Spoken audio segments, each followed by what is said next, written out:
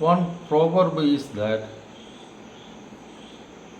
a lion is stronger and mightier. He is the king of the jungle.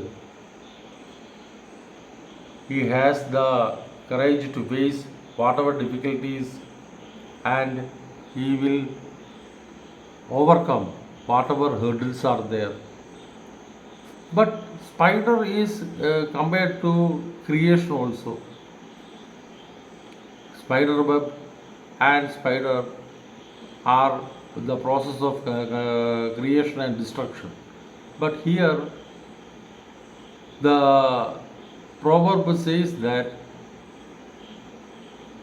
the lion is the stronger, but the spider's webs, so many spiders, so many webs can tighten the lion. Meaning is simple. However hard or powerful you are, you can be uh, made down by a single small act by another person. But it means that we must not have any negative points. All human beings are not perfect. That is okay.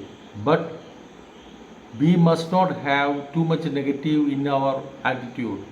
We must not keep a grudge against any other person.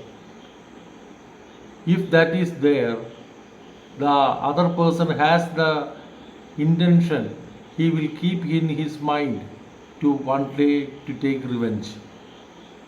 So he may be a smaller person, but he can accumulate other smaller persons and make a unity. That union can attack a big institution or a big nation, anything like that. The spider here is very small insect compared to a lion, but the collective consciousness that creates from this act will destroy that position or that power. So power doesn't mean to grab other person, but to protect also. Stronger persons are need for sustaining other persons, not attacking. Then only society will blossom. Thank you.